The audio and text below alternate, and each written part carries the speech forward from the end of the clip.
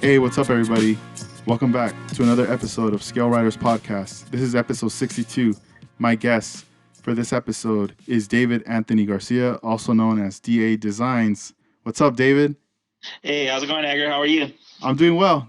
Just chilling out right now. I'm excited, dude, for having you on the show. It's an honor to have you on, and I mean, I'm still like, I'm like feeling nervous at the same time as excited to have you on. Oh, don't worry. You're not the only one. I'm nervous too. No, Thank you for the kind words, man. I really appreciate that. Yeah. No worries. One thing I wanted to bring up is like earlier today before the show, I did on Instagram, I posted a couple of the covers from the Lowrider Bicycle magazine that you were featured in. Your cars were in the front of the cover, and then also there was like a write-up feature, and I mean, these cars are very iconic. One of them being the Highlander, the 1964 Impala, and we also had the Chevy truck, the Quiet Storm. Also, Yeah. Would you say it's influenced by the Punch 84 or? Yeah, it was heavily influenced by the Punch 84 truck because I've always liked the Punch 84 truck. I was never into building replicas, to be honest with you. So I wanted to build my own idea, kind of like how the Highlanders kind of like reminiscent of the local 64. That's kind of what I was basing it on, but I was doing my own thing and my own theme. And then the truck, same thing, is like it's based on the Punch 84 truck, but it's the Quiet Storm. It's kind of my own thing too. So they were all heavily influenced by the real cars. Man, that's amazing. And then was the Las Vegas car was that one ever featured? Yeah, actually, it was featured. It was featured in Lowrider Bicycle and also in Scale Models magazine, I believe. Not Scale Auto, but Scale Models. It was like a short-lived magazine. I think it was out for about a couple of years, I think. Yeah. If not mistaken. Yeah. Oh, that's cool. Yeah, because I don't have that issue. I tried my best to collect all the issues of Lowrider Bicycle. I didn't have them all. I had some, but lately with Juan and Armando, I've gone to like the Pomona swap meet and got lucky one day where this guy was selling a lot of vintage magazines, and I happened to come across some issues that I was missing from the Lowrider Bicycle magazine. So I was really happy about that, and they were cheap too. Cool. They weren't even that expensive. I know a lot of people have been paying a lot of money for them. That's good though that you got them at a good price. Yeah, they get expensive. Like every time I check them up on eBay, it's almost like they keep going up and up every time. Wow.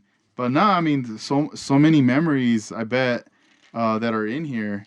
Just from like, I bet you, like if you look back through these, it's gonna be like a time machine just taking you back. Yeah, it actually is every time. Like I still like my dad's been digging a lot because I'm digging into a lot of magazines. Cause my dad collects magazines too, and he always had, hey, I found these, and he had me a few issues of Lowrider Bicycle. And when I look through them, you just think of all the good times and all the people that are around and still around or not around, and it's pretty cool, man. A lot of good memories, a lot of good times. Yeah, that's tight. So on one of the issues, this is the Winter '94 issue, and this was your first time being featured in the magazine. The article "Sleepless in Whittier." I hate that one. Yeah, not the article, but the picture. Yeah. No, this is cool because it does show like all the different cars that you built, like all the different styles too. Yeah, I'm trying to remember which cars. I think there was a blue Thunderbird too, right? Like a T-Bird bubble top. I think it's on that one too. I think I'm trying to remember the cars that were on it. I know there's like a gold '64 Impala Hopper, I think. Yeah, that one's in there. There's also a BMW and it has the Oh wheels yeah, sticking the out. death dealer. I still have that car. Yeah, I still have it. Yeah, I still have dang. it. That was like my first mural, hand painted mural job that I did. Yeah, I had That's a cool. full display and everything. I don't have the display anymore, but I still have the car somewhere. Yeah, Yeah, there's I actually have. I actually have all my cars. I have the majority of all my cars you kept them still. all. That's dope. Yeah, Yeah, yeah. there's one that looks crazy. It looks dope. It's a '48 Ford. It's a custom truck, Custom and truck. it has Oh, like the bed like yeah. just extended, like the skirt, like it's all molded. The back, I'm actually looking right at it right dude, that one's now. bad. I have it on my my drawing table. Uh I huh. actually have that one because that one actually means a lot to me because that's actually it won the Bud the Cat Anderson Award Mm-hmm. for a full custom. So that trophy actually meant a lot to me. But Bud the Cat Anderson was actually the guy who used to do all the custom parts, the custom kits back in the 50s and 60s for AMT. So they had like a contest, and they had like the theme was the Bud the Cat Anderson Award, and I wanted that award so bad, so I wound up making that truck, and then I kind of got inspired by the Golden Sahara, but I wanted kind of like a truck, and it wound up winning it, so it actually achieved what it wanted to achieve, but it was actually a really cool truck. I still have it. It's still a cool truck. So yeah. Yeah, that's dope. Cause I like how they showcase the custom cars, also the like a lowrider cars as well. But then you also have like the 92 Z28, Oh and it's yeah, the like dang. 120th. That's actually 120th scale. Oh, is it? Oh wow. Yeah, it was the Limburg 120th scale Camaro Z28, I think it was called. And I remember the only reason I built it was because I won it in a raffle. And then also I wound up finding those, I think it was like from the big scale 65 Corvette kit. I think it was like the 1/16 scale. I think 65 Corvette. Because back then that was what we used to use for the wire wheel was the 65 Corvette from Monogram, I think was the 124 scale. And we used to use those rims. And then one time I found that kit and it had those rims in it.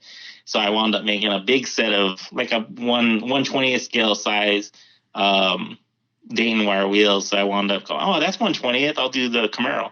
So I wound up doing the Camaro, and that's the only reason why that one came about. That's dope. And the murals on these cars, were you doing those like with brush or like airbrush? It was all hand painted. It was all Dang. done with testers model car paints because I wasn't really into the pinstriping scene yet at that Hmm. time. So I wasn't using any one shot or urethanes or anything like that. It was all done with testers model paints. Yeah. Very detailed, man.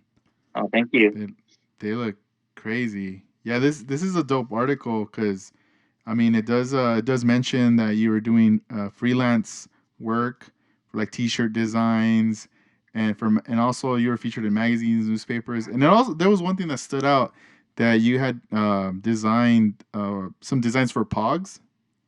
Oh yeah, yeah. That was for actually for Pegasus Hobbies. Pegasus Hobbies used to make pogs for back then when it was really big, and yeah, I wound up doing a series of them with my artwork and stuff. So they kind of like just left it up to me that they wanted to do a series of pogs with just whatever came to mind. So I wound up just doing just random drawings of like cars to characters to logos to like just pretty much anything.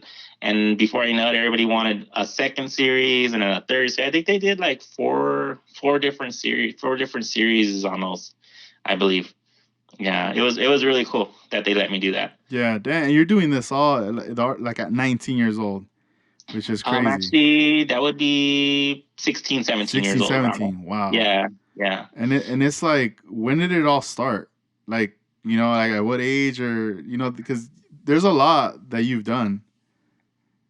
Well, I've always been into art. Like even in kindergarten, I used to get in trouble for it. My parents would always have to be showed up at the school because I would draw on my desk or things like that. So I was always in the art.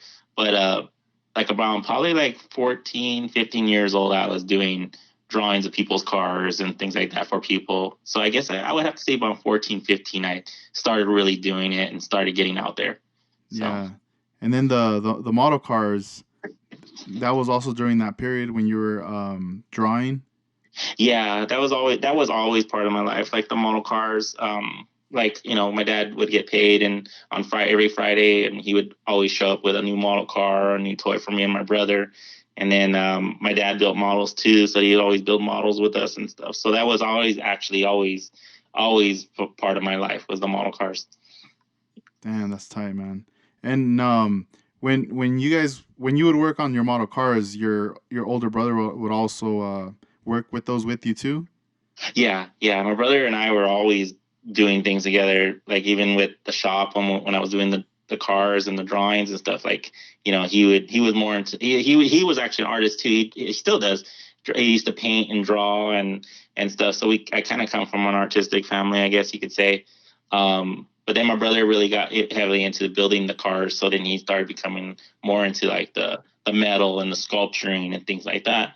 So, and I was more into like the pen and ink and the drawing and things like that. So, and then with the model cars, of course, we'd always be building model cars together pretty much almost every day.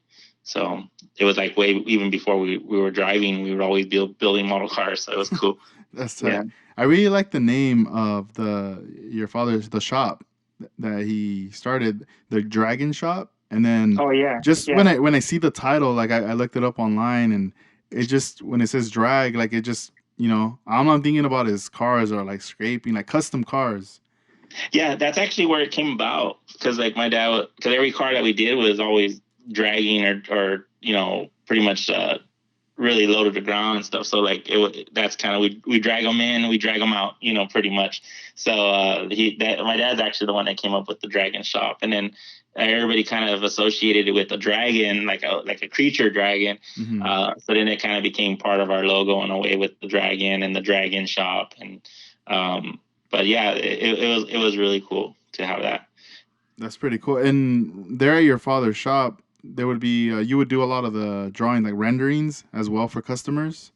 Yeah, like it was actually like it was actually our family shop. So like it was all four of us. It was like my mom, my dad, my brother, and me. So the easiest way to explain it was that I was the artist, my brother was the metal guy, my dad was the thinker, and then my mom's the one that kept us all together.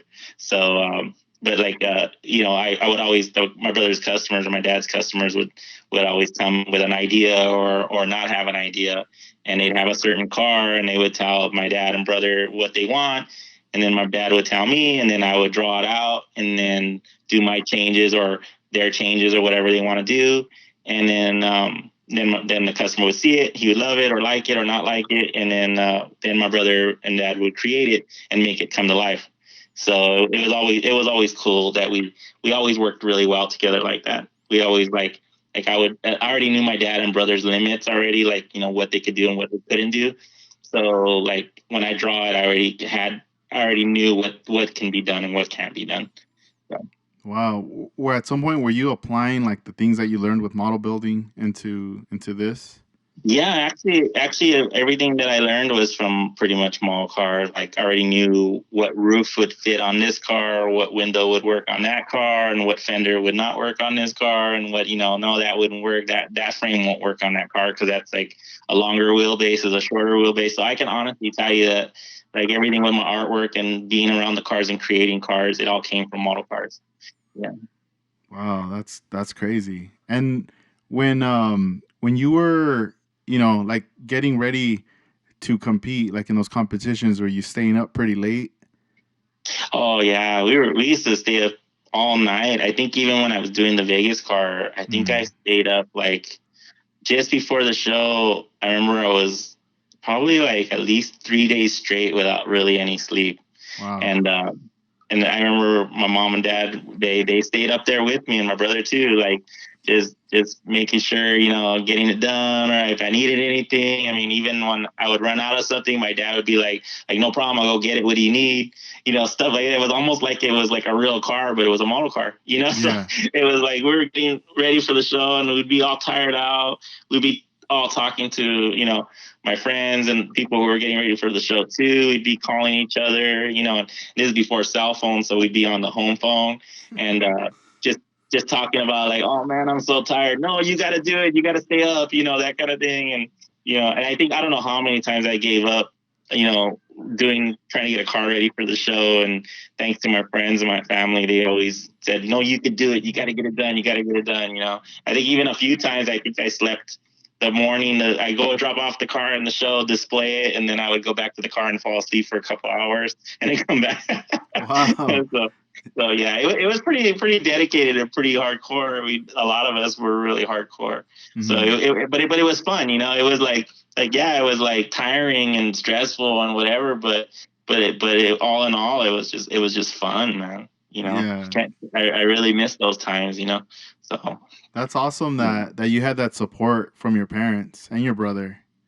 yeah, yeah, no, I'm always thankful for that, like with my parents and my brother and you know my family and my girlfriend and everybody. I'm really and my friends, you know, like everybody's always, you know, you can't do what you do without the support of your family, your friend, and your close, you know, people in your life, you know. So that's always a must. So yeah. Like when you were doing your artwork and all the and you're channeling all these different things that you're expressing yourself, did you ever feel like this is what I'm gonna do, this is what I want to do for that this is what makes me happy, or did you ever think like nah maybe I'll get like a or just a regular job in a cubicle or something? No, actually, always growing up and doing the artwork and everything growing up, I always wanted to be an artist. I always wanted to do what I wanted to do. I think when I got older, I think you know, with what life throws at you and stuff, it kind of changed my way of thinking, like where I wanted a regular job or I wanted to, you know, so it that the thing with the art has always been with me. Like I always wanted to do something or be something with my art and, you know, having to do it. And that's what I am doing now. So it's actually pretty cool now. So I mean, I love everything I do, and I still do the artwork, and I still do the pinstriping and stuff, just not as much with the regular job now and stuff. So Yeah. And back in the day, what were your influences? influences, my dad, of course, and my family, my brother. Larry Watson was a big influence in my life. I don't know if a lot of people don't know what Larry Watson is, but Larry Watson was a painter and a customizer back in the 50s, and I met him through my dad. Like when I was like, I think the first time I met Larry was like when I was like 15. And my dad and brother used to work for Bill Hines. I don't know if people know who Bill Hines is, but Bill Hines is a really legendary customizer back in the day. He just recently passed away. But you know, they used to work for him, and a lot of the old customizers and painters and back in the day, Lowrider and Custom would show up at Bill's shop, and that's how I met him was through Bill and my dad and stuff. And he always told me, he always used to tell me, like I would just be at the shop and waiting for my dad and brother to finish, and I would help out sometimes or not help out, and then I would just be drawing, or I was always drawing. I was always sketching on napkins or cardboard or whatever was laying around. I still do it, and and then he one day he saw me, came up, and he's all, "What are you drawing?" And I'm like, "Oh, I'm just drawing his car." He's like, "Oh man, that's pretty good. That's badass. You know, this that." And we just kind of hit it off then. And he always told me years and years. He always said, "We're gonna do something." He always called me the kid, so he'd always say like, "Hey, we're gonna do something, kid. You'll see. You'll see. I got big plans for us." And I always thought like, "Oh, who is this guy? I don't know who this guy is. You know, he's just a cool guy." And then one day my dad was like, "No, that you know who that is?" And I'm like who? And he goes, "That's Larry Watson." And I'm like, "Larry Watson?" He's like, "No, look at he did this and did that." And then I was just like, wow, like I mean, he was cool already. I already liked him already, but I'm just saying, Hmm. like, when I found out who he was and what he did, what he achieved and what he's been achieving, it was just like it was such a big influence, like on my artwork and my cars that I created, and a lot of people say my paint jobs and stuff I create on the real cars is like really influenced by him. So I would have to say probably he was like a big influence on me. So because he never, I think not only because of what he did and what he does, or you know, it was mostly the person he was. Like he was just like he had no how you say it. He just didn't need to. He really didn't need to talk to anybody because he was a higher. I don't know how to explain. He was like a legendary guy. Hmm. So, but he always treated us equal. Like he never looked down on you. He never like like he always included everybody, and everything that he said he was gonna do, he did. So like if he said that I was gonna do work with him. Like, oh, I have plans for you. He later on down the line, he had plans for me, and we created shirts and we did some designs for him and stuff, and he lived up to his word. So I think just as a person too, I look up to him too. So yeah. Damn, that's pretty dope.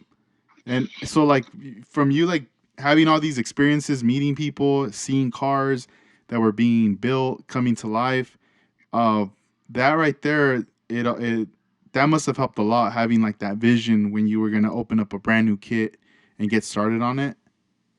Yeah, yeah, a lot. Well, well, my dad was into everything. My dad was a lowrider from the '70s. He loved custom cars. He loved fast boats. He loved fast planes. So like we kind of had like a wide palette of liking a lot of things cool. And if it was cool, we liked it, you know. So we kind of combined. I always combined a lot of things. I really didn't stick with just one genre. I always liked pretty much anything that was cool, you know. So like I would put a Larry Watson style paint job on a lowrider, or you know, it didn't really have to stick with whatever. I mean, I just loved all things that were just cool, you know, and creative. So That's dope. And when you would go to the model shows with your father, with your family, and your brother, would you guys always trip out when you would see all the other competition, like everybody that was just competing oh yeah, on no, on the work? yeah, no, it was crazy. It's hard to explain.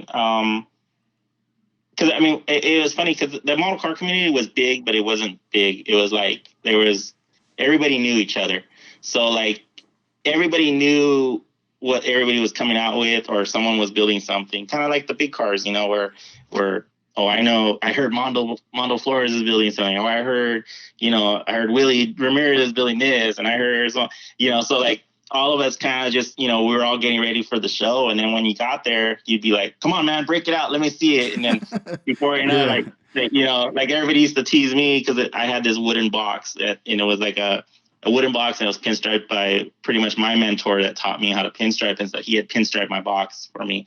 And everybody used to say like, oh, when David Anthony comes with that box, oh my gosh, you know, forget it, you know. And everybody would always be everybody would be waiting for whatever we were gonna break out, and it was just so cool. Like it was just like competition. Some people took it really seriously. Some people took it too seriously. Some people took it, you know, like it was friendly competition. It was just fun and crazy at the same time. It was like a big party, you know. Hmm. So it was just and we were tired, dead tired, because we're all no sleep, working on our cars all night, driving to like, you know, like Victorville at freaking 3 a.m. to be there at 7. You know, Wow. it was just, you know, it was crazy. Like we took it, I guess you could say we took it pretty serious. Yeah, You know, going everywhere. It's all yeah, the different shows. yeah. Like a lot of the shows weren't local either. They were like Victorville. There was San Diego. Um, I'm trying to think of well, there's Ontario. That, you know, Ontario was a really good show. I liked Ontario. Yeah, the Damn. SoCal Classic, I think it was called. Hmm. I'm not sure. I'm trying to remember. I remember Alan Gonick was the one that threw it. Yeah, it was pretty cool. Yeah, that's crazy. And it's just, don't you trip out like how it's changed? Like like now we have social media. Now there's just so many things we can look at now. No, it's crazy. It is crazy because like back then we didn't have all that. It was Hmm. all word of mouth, or visiting, or driving to their house, or calling on the house phone, or you know, And now it's like, but it's crazy because it trips me out now too, even with the social media. Because like even with I think you just posted some of my issues on. I think it was today, and a lot of people were just popping out of the woodwork, like, "Hey, you're still around," you know, like I'm so and so, I'm the one that built it. I'm like, "Oh my god, dude, like that's crazy," you know, Yeah, that's dope. like you know, it's crazy and they're still building, or Hmm. they got like 6 kids now, and you know, stuff like that. It's like, Yeah. wow, I remember when like even I bump into people today, like, you know, um, like some of my friends that I know now, like, you know, I met them when they were like 8 years old, and they used to come and buy model kits with their mom at the hobby store when I worked at Pegasus. And it's like they're full on adult with their family, and it's just crazy to see that. And they're still in Wow. the models, and they're building models with their kid. So it's like, you know, and they're like, "Oh man, you still build?" I'm like, "Oh, I do it once in a while." They're like, "Oh man, I looked up, you know, with your models," and it's just crazy to see that, you know, and it makes you feel good like when they tell you like, hey man, I'm doing models with my kids because of you, and stuff like that. Mm. And it's really touching, and really, it makes me happy when I see that and hear that, you know. So, Yeah, that's pretty cool. Cause yeah, you can like reconnect with people from back in the day.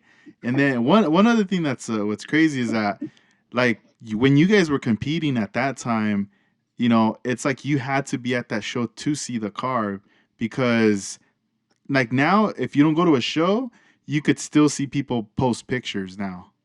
yeah, But at that yeah. Like if you time, weren't it at the was show, crazy. you didn't. Yeah, if you didn't make the show, yeah, you like either lost out or you just have to hear about it or or pictures of a lot of people took pictures, stuff. Hmm. So like even I have pictures of some of the shows. My dad has a lot of pictures from the old shows. So like Wow. he was just showing me the other day, and I'm just like, oh my gosh, is that so and so? Wow, like that's crazy. Like I forgot about him, or I forgot about the model, stuff like that. So Uh, um, yeah, if you weren't there, like, and it's crazy because like even it got so ridiculous with the shows that people would plan for it like they do with the big shows, like make a trip of it. Like, oh, I got a room so I could go over there and check out the show. It was crazy. Like a lot of people were pretty hardcore, and I was hardcore back then. My family was hardcore. I mean, Willie was hardcore. He's still hardcore. Um, a lot of people. Mondo Laura, he's hardcore too. And Armando Avila, he's still building. He's doing his artwork and his drawings too, and they're still hardcore. So it's really cool to see that people are still at it. You yeah, know, that's awesome. And when you worked at a Pegasus Hobbies, was that like a place you wanted to work? You know, work there not from the really. beginning, or it was just It just kind of happened. Like it was just more like hey, you hang around here so much, you want to just start working here, that kind of thing. And I was more like, no, I don't want to work here. I don't want to work. I want to have fun with it. It's like yeah, but I now that I think about it, I'm very grateful I was working for Pegasus for quite of those years because I met a lot of the people and I was able to meet a lot of these people that were my customers, and now they're like my really good friends now and practically family. So if I wouldn't have worked there, I probably wouldn't have met as many people as I know now. So like Henry Espinoza and Willie Ramirez and Willie and his dad, all those people I met through Pegasus, so, if it wasn't for Pegasus, a lot of us wouldn't know, and me working at Pegasus, I wouldn't have met as many people as I know now. So, yeah. And yeah. during that time, um, was like the hopping pretty big? Like people wanted to have their, because you know how they sold like the kits and all that. Yeah. And Yeah. I was when I was reading one of the articles, it talks about you having a bed dancer called a mini called Dancing Insanity. Yeah. I still have it actually. That's tight. I, I have it right next to the truck you just asked about Yeah. earlier. Oh wow. Yeah. Yeah. I That's think the wheel fell off finally. from I that. gotta I gotta fix it though. Yeah. Yeah. Yeah. I'm usually up on it, but I've been so busy with work, I haven't had a chance to really like keep them up. But they still look good though. They're not trashed or anything. Uh But huh. yeah, no, it was actually really big back. I mean, it's still big now, from what I hear. I mean, people are still doing it. I mean, I was tripping out on this one that I saw that people are, this guy's doing a mini truck with everything working and stuff, and I've only seen Jerry's do it, and even Jerry's, all those cars, and it's just crazy how people are so hard into making them actually work and stuff. And back then, it was like a really big thing. Everybody wanted a hopping car. Everybody wanted a dancing car. Everybody wanted a bed dancer. I think bed dancer was probably the hardest one because they never really made a kit for it. I think a few people had some kits out there, but it wasn't the kit that everybody wanted. Like especially when they saw like Jervis's truck. I mean, everybody wants that, So it's like Yeah. and That's not true. realizing how much work is involved and how much upkeep. I imagine how much he has to do to keep it going. So. One thing is making it, but then keeping it maintained. That's even the hard. I think that was probably the hardest part for creating a hopping kit was just that I think customers wanted it to be working, but they didn't want to maintenance it. And then when it would break, they'd be like, oh, how do I fix it? They have a kit. They don't have a kit to fix a broken kit. So you always had to keep it maintained. But it was actually really cool too because when Pegasus made the kit, it actually introduced people to it, and then people learned from it. So I kind of feel like the kits that were out there were responsible for getting people to know what they need to do to make something work like that, you know. Hmm. So it wasn't meant to be like a competition thing. It was more made for like, hey, this is how it works. Now create your own, you know, kind of thing. So people came up with so many different techniques. I'm sure Jerry's will could tell you all about that. Yeah. No, that's dope. And there at Pegasus, did you ever get customers that were ever like, hey, build this for me, or how do you do this? Just like, asking questions.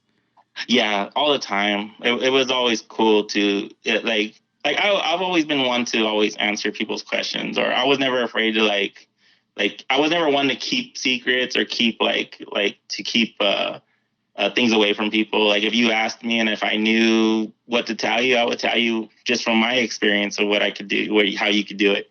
And but yeah, everybody they always had questions. They're like, "How did you make this?" or "How do you do that?" and how do you get the real chrome? How do you think it to look like real chrome? And how did you get those wheels? And what kit did you get those from? Is that a kit? Is that so? You know, so I heard so many questions, and it's always cool to see how much they learn from it too. That's always the good thing.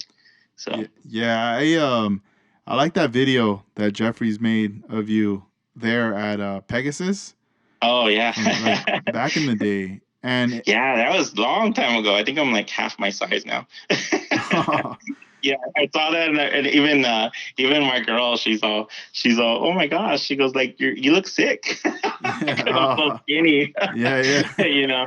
But Oh I guess man. we were all skinny back then. But yeah, it was just like, wow, that was quite a few years back. So, but yeah, I think that was like I want to say the second, or maybe it was the first time I met Javiz. I'm not sure. Hmm. I remember he just showed up, and I didn't even know he was from all the way from Amsterdam. I thought he was just from nearby, and he was building cars and stuff. And then when he told me, I was like, oh my gosh, you're far.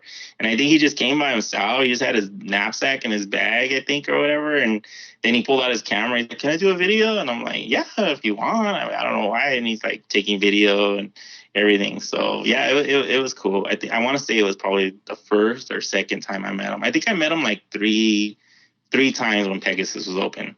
Yeah, Yeah, then weird. that's Yeah. that's crazy because he was already documenting right there him coming out. He Oh yeah. wanting to meet you, and then it's just like already like let's do this interview. That's tight. Yeah, no, man.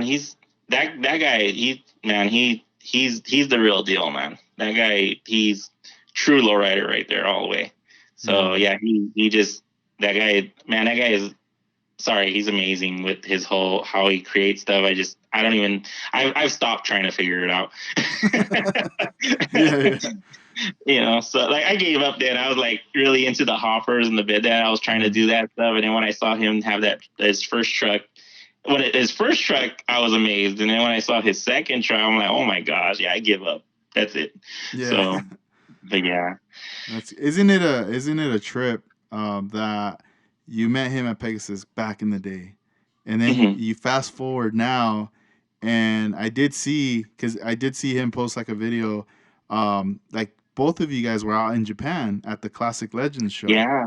Yeah, it was crazy. Me, Mondo, and Javiz, and it was funny that we were all at the same show because I think Mondo went for like a vacation, and I think Javiz was there because they asked him to be there, I believe, and then I got there because they asked me to be there, and then we were shocked that we were all gonna see each other at the same show. Like we didn't even know that we were gonna be there all together, you know. Yeah, So it was pretty cool. So. that's crazy. And was that your first time there in Japan? Yeah, it was. I would have never thought I would ever be in Japan. Like that was an amazing experience. Like I met Oriel of 38 Times magazine, and he's from Japan. And Oriel or Oriel Oriu, I think I'm pretty sure that's how I pronounce his name. And yeah, he came and did an article on me of my pinstriping and my art and stuff. And then he told me he's like, oh, you ever think about going to Japan? And I'm like, no, I've never thought about it, you know, of going. And then he's like, I'm gonna get you in Japan when you'll see. And then I never thought about it, you know. I was like, I'm like, oh, everybody says that. A lot of people say this stuff. But then I think it was like 3 years later, he always said about this show that he was going to do, a lowriding legends show. He called it the Legend Show. And he had told me that, oh, I'm going to get you there. I'm going to get you there. Um, but then, like, we just small talk here and there on the internet and stuff. And then one day I just got this email on Facebook, and he was just like, "Oh, here's your ticket number. Here's this. Here's that." And I'm like, "What the heck? I'm going to Japan? That's Like, what the heck?" crazy. Yeah. And he told me about all the people that are going to go. He sent me a flyer. He asked me if I could do a design for their shirt, one of the shirt designs for the show, and I did it. And then, yeah, it was crazy. Like, I would have never thought. I mean, I would have never been able to go to Japan if it wasn't for him. And it was crazy. I mean, I would have never been able to go anywhere like out of state, like Germany. I went to Germany. I've been to Florida, things like that. But like it's just crazy when you go to a place that's just halfway across the world or across the world and experience that. So it's really cool. Yeah. It's funny because I remember telling Armando when he was saying, "Oh, I'm gonna go over there to Japan," and every time I would hang out with him, he would bring it up, and the more he would talk about it, the more now I was like, I want to go, you know. So it's like I kind of just like invited myself, like I want to go, and he's like, "Let's go, Because let's you do went, it." right? You've been Yeah, to Japan, right? Yeah. yeah, and originally I thought that we were going to Classic Legends show, and I'm Oh, telling him like, oh, dude, it's gonna be dope. We're gonna see all kinds of lowriders. We're gonna see this and that. But I'm going off of pictures that I saw from that show online, and then mm, he says, this one's gonna be the Moon Eye show. He's like, we're not going to Classic Legends because I had mentioned it. And he's like, what? And then he's like, yeah. He's like, that was it. It was just like a one time like thing. yeah, it was a one-time And show. I'm like, Yeah. no way. And I was like what? Like I thought we were going to go to that. But I was still like, you know what? It's all good. Like I still want to go, and it was fun. Like I had a great time. That was my first time as well going out there. And Yeah, no, it's funny the way that Japan is just such an amazing place as it is. yeah, And like I said, I would have never thought I would ever go to Japan. And once you're there, it's just such a humbling experience. It's hmm, just it's crazy. Like yeah, but back to the show part. Yeah, the show was a one-time thing, and man, it was quite an amazing experience. The amount of cars and the people, and I guess talking to them out there, and I still talk to them once in a while, and just they said that was like the best show that they've ever had out there, and it was just I guess like from Oriole telling me it's just so much hard work to do, and it was so big of a show that it's so hard to have another one. And I don't think even if they had another one, it wouldn't be the same. yeah, So it's just yeah, there was. I remember going, and it was like I think he told me it was um like almost 500 cars in 4 buildings or 3 buildings, dang, and then there was still 450 cars that were outside that yeah, weren't in the show. So it that's a was lot. so much to see. And at that time, I had hurt my back really bad, and I wasn't able to walk for a while. And I had just around the time that I was supposed to leave, and I almost didn't go. It was funny because I messaged him, and I told him, hey, and I messaged big apologetic letter and everything, and then all he wrote back to me was like, "Good, see you there." And I'm like, I don't know if there was like a language barrier or something. Yeah, And yeah, I was just like, I was trying to tell him like I'm not gonna make it, but he just said, "Oh, good, see you there." And I guess it happened for a reason. And then yeah, yeah. I remember That's he sent tight. me.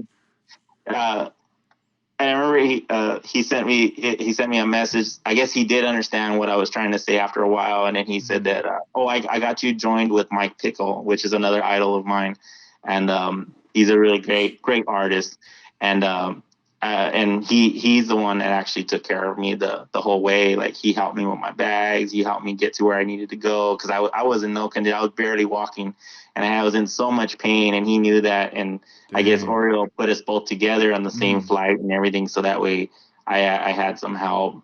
And but yeah, if it wasn't for those guys, that series, I wouldn't have made Japan. But I'm really glad I made it.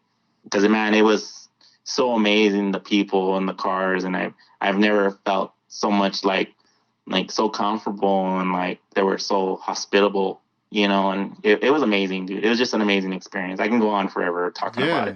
it. And when you were there, did you get to do like pinstriping as well? I did as much as I could. Mm. They really wanted, a lot of people wanted me to do like cars and stuff, and I was barely, like I said, I was still in pain, but I did what I could, and I did some artwork, mostly like artwork, and I had some shirts and stuff that I sell and stuff, but I did do some artwork. I did a couple of awards for them because they had some awards that they were gonna hand out. And they even gave me a pick of my own, like a DA Designs pick, which was really cool. That was really cool that they did that. So I did a trophy there. Luckily, I had brought a couple of panels that were already flaked and painted. So I painted like a trophy and stuff for it. And the guy came up to me afterwards at the car that I picked, and he was just so happy. I didn't understand a word he said, but he was just so so happy about the award. He's like, oh, DA, and it was so cool, man, to That's see tight. how happy they were that I was there. Because I really didn't think like anybody was like, oh, no one's gonna know me from out there, and I was surprised. A lot of people knew me from out there, so it was actually really cool. So Yeah. Damn. yeah, Some fans, they must have been following you for a long time and just excited to have you there. yeah, and I think so too. I think because Oreo was like promoting it a lot, and he was like I did see a lot of like promoting that he did, and I'm pretty sure he probably wrote a little article on everybody because like he did show us the flyer, and it had a lot of like little, I don't know how you say it, like little biographies of each artist that was going to be there and stuff. So and Japan, the people in Japan are just always excited to see people from like the LA area, or you know, LA is like the thing out there, you know. So they're like just so happy to like oh, you're American, you're LA, you know, you're here, like, you know, it's just an honor for them, which is really cool because to us it's like more of an honor for us to be there, Hmm. you know, and it's just crazy. It's just a really cool experience. So, but Yeah. I recommend it. That scene, the lowrider scene out there, is just incredible, man. It's just crazy. Yeah, I had a good time because I feel like I got the best of both worlds at that Moon Eye show because you had custom cars and you had lowrider cars. So there was just a lot to see at that one, and I was like, dang. And that's when I started to fall more and more in love with their work. And I started when I came back home, I was just like I came back like heavily influenced just from the exposure that I saw, and I was just like, man, like just looking up pictures and saving as many pictures as I can from them, and it's just a trip because I mean, like you've been around a lot of different scenes and a lot of influential people, and like for pinstriping, um, like what made you want to start doing that pinstriping? um Well, when I first started pinstripping, to tell you the truth, I didn't like it. I just could not get the hang of it. I gave up too fast because I'm left-handed, so it Hey, was same really here. hard for, you know. See, there you go with Yeah. lefties. Yeah, right. and but I just always, I was growing up. I was dyslexic too, so like it was really hard for me to I guess for someone to show me how to do it, I would get frustrated really fast because I wouldn't be able to understand it. So, where when we had our family shop in Santa Fe Springs, there was a pinstriping shop.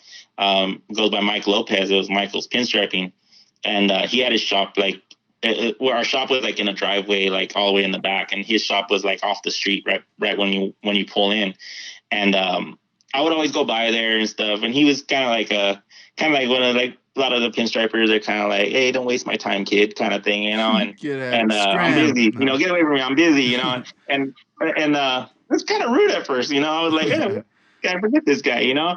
And but I was just amazed by because I would always see cool car like I saw Altered Image. He's the one that did all the pinstriping on Altered Image. It was a crazy custom lowrider Monte Carlo, and he'd had it there. And one day I went over to go check it out, and I remember they all kind of gave me dirty looks, like, "What are you looking at?" kind of thing, you know, because you know they're kind of secretive. I guess they're getting ready for a show. I guess I don't know. And I remember I was always amazed by it. And then he just never really put the two together. And then one day he came to our shop and he was introducing himself and stuff. And it was almost like a year later. And he's, oh, what do you guys do here? And my dad was telling him, oh, we build cars, we build custom cars, stuff like that. And then he went into the office, and that's where I had my table and stuff, and some of my artwork on the walls. And I wasn't there at the time, but my dad was there, and he goes, oh, who does all the drawings? And my dad's like, oh, my son, and this and that. And he's like your son? And he's like, yeah, he goes over there and visits you sometimes. He's like, oh, the kid? And he's like, yeah. And he goes, oh, and he goes, I didn't know he drew. And my dad goes, oh, yeah, he draws all the time. So then I guess he kind of had a change of heart at that time. And then when I went by there a couple of times later, he was a lot more friendlier. And I guess he knew that, I liked art and stuff. So then one day he kept telling me, oh, you should try pinstriping. You should try doing this, and that. I'm like, no, I don't want to do it. I don't want to do it. And then I wish I would have took him up more on it, but he was trying to show me here and there, and I just kind of gave up too fast. And then, I did learn a lot from him, but I just never really did it, took it really seriously and started doing it more of my business. I never did. So then one day, he passed away, and he had gotten cancer, and he passed away. And then I just really changed my way of thinking. Like, man, I should have really took advantage of what he wanted to show me how to do it. So I just kind of started doing it right after that. I just kind of had a regret, and I said, you know what, I'm going to start really fixing my mind to it and start doing this. So then I just started doing it on my refrigerator, on my windows, the door of the shop, and just, some of it was cool, some of it was crappy, so I just kept practicing. And then before you know it, a lot of my dad's brothers, customers, and friends, they're all like, hey, you should pinstripe my car. I'm like, no, I'm not going to pinstripe your car. It doesn't look that good. And then, so they just started letting me practice on their cars. And then before you know it, it just kind of became part of my business. So, and now I'm just still doing it now. So it's That's pretty cool. awesome. Yeah, that's You dope. know? Because I like the like on your Instagram you have some pinstripe work where it's like a drawing. Oh, It, yeah. Yeah. Like a lot, like with the pinup girls and stuff. yes, uh-huh. hmm Yeah. That's funny because it actually, it actually came up just kind of like an idea because a friend of mine, well, he became a friend of mine. He was a customer at the time, but his name is Steve Valmazan. He has a 41 Chevy four-door German helmet, and it's chopped. And it's chopped by Memo Ortega, which is another pretty well-known customizer. And he wanted me to pinstripe. It was primered black, and he wanted a pinstriping like something different. So he brought it to my shop, and then my best friend, she goes by Lucky Hellcat, and she was there, and we were all talking and trying to draw ideas. And then I just couldn't really figure out what I was going to do.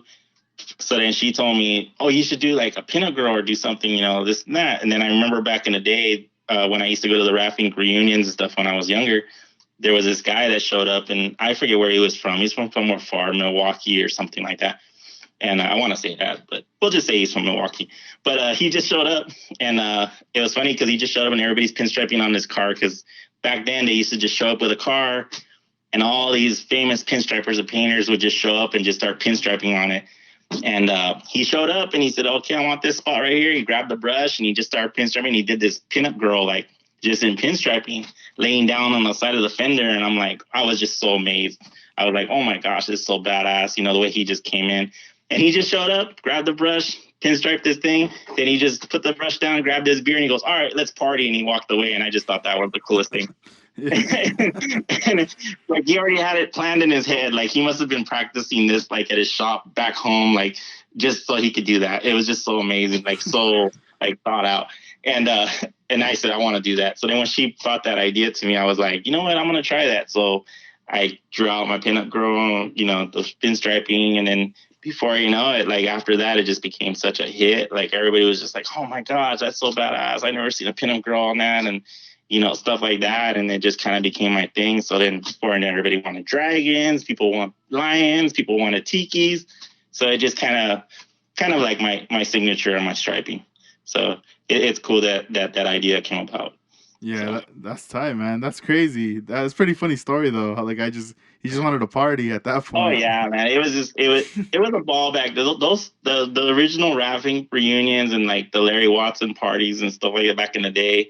They were just, you had to be there. It was just so amazing to see the people, the characters, just the way they are. I mean, they're just crazy. It was just like I said, when he showed up, it was literally he just Grabbed the brush, got there, looked at it, looked at the car. I want that spot. Cool. Grabbed the brush, loaded it up, did his pinstripe with his girl really quick, like 15, 20 minutes. Then he just put it down. He grabbed his beer and he goes, "All right, let's party." And he just walked away. And I'm like, wow, that's cool. That's funny. That's tight. Yeah. And since right here I have them, I have the magazines. They're staring at me as I'm staring at them. Uh-huh. The Lowrider bicycle magazines. What? How did you come across the magazines? Like, who told you, "Hey, check this out. This magazine's publicating model cars." It's funny because I was actually because I met Armando M. Avila, of course. You know, I've been friends with him for quite a number of years, and then Marco Patino. He's another lowrider photographer back in the day, and my dad and my brother, you know, they've done work for cars and some for Lowrider magazine and stuff, like, you know, for their articles and how tos and whatever. And then when the model car magazine came about, it was from Nathan Trujillo. I remember he had contacted me, and then he wanted to get into the shows and the model car stuff because Nathan Trujillo was more of on the Lowrider magazine side. And then he came up with this idea, I guess, with a couple of the other guys. I'm not sure exactly how it came about, but then that's when he said he was going to create the Lowrider bicycle magazine with, you know, half low bicycles, and then you flip it over and it was half model cars, which I thought that was a really cool idea because they used to do that back in the day with a lot of magazines back in the day. They had mini trucking on one side, hot rods on the other. You know, it was pretty cool. So that's how I found out about the Lowrider bicycle magazine. And then I guess, you know, from doing the articles and then knowing the stuff from the real cars, they kind of came about with me like, "Oh, you do model cars too?" And then before I know it, everybody did model car. A lot of other people did model cars that they didn't know they did model cars. And then before I know it, we started getting featured or we started doing how tos and stuff like that. It was pretty cool. Yeah. Yeah, that's neat that you guys did the how tos. There was one I was seeing on a different issue where Henry's in there and Yeah. he looks A all mad young. bomber. Yeah, it's like back in the day. I'm going like, whoa, I know this guy. It's like crazy, Yeah, and Henry's an OG, man. that's tight. He's that guy has never stopped. That guy has always been on it. Frank Fernandez, he's always been on it too. Willie Ramirez, his dad. I mean, they're hardcore. There's, you know, Armando Flores, Armando Avila. I mean, um, I think the last time I talked to Gary Seed too, like maybe about 6 months ago, he was still building models. So Wow. everybody's still doing it. Yeah, So yeah. that's cool. It would be nice to see some pictures from Gary Seeds on Instagram. Yeah, I know. I haven't seen him posting much lately at all. Like I used to see him on it on on Facebook for a while, and then I think I saw him more on Facebook than I did on Instagram. Mm, But yeah, I don't really know what he's up to now. Since the last time I talked to him, yeah, so I know man. he had just finished that a while back. He had just finished that 67 or 68 Impala that he had. It was like a graphite gray metallic with like graphic. It was bad. It was cool. It was slammed on, I think, Craigers or Astros or something. So, but yeah. Man, that's pretty cool. Yeah, cause let's see, cause like the car for me that stood out so much. I mean, you have a lot of cars, but the Highlander one is just crazy. Like everything that's on there, and then even the Quiet Storm, the Las Vegas car too, that you have is just crazy. What would you do for like materials to be able to create that? The Highlander was honestly, it was like made around the time when there wasn't really anything available, like in the lowrider community. Everything had to be made. Like everybody was still using the rims from the '65 Corvette monogram to have like a Dayton wire wheel. We were cutting the rings off of like the other kits, like the deep wheels, like ugly mag wheels. We cut the rings off to make them deep, to make them look like Dayton's. And that's kind of what I did with the Highlander. The Highlander was actually a lot of prototype stuff went on the Highlander because they were just barely coming out with stuff. Like I think Fine Line Engineering, that's the name. They had just come out with the amplifiers, which I think Pegasus actually bought out, or I think they sold the business to Pegasus, I believe, and and they had just come out with the amplifiers, the little billet aluminum amplifiers, the little plastic speakers and stuff like that, and but like all of like the stuff that I made on it was mostly like I used like like the mirrors that are in the interior, that's all like just with cardboard with the like the holographic from like a school folder. I would just draw lines on it with a ruler with a ballpoint pen, and then just cut strips and then lay them out in the interior with a glue gun, and then put the felt around it and cut strips of felt to make it look like the plush interior.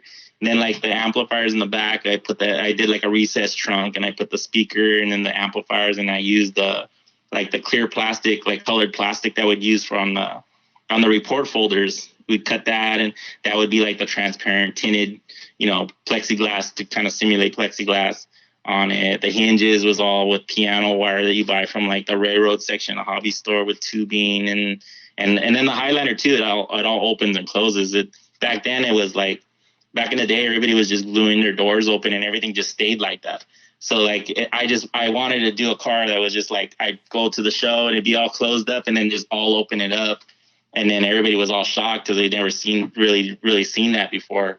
Because especially like in the model car, because like at the model shows, the majority back then was mostly just like race cars and like Ferraris and Porsches and like that kind of stuff, like exotics and hot rods and customs. Like there really wasn't a whole lot of lowrider builders or lowriders, period.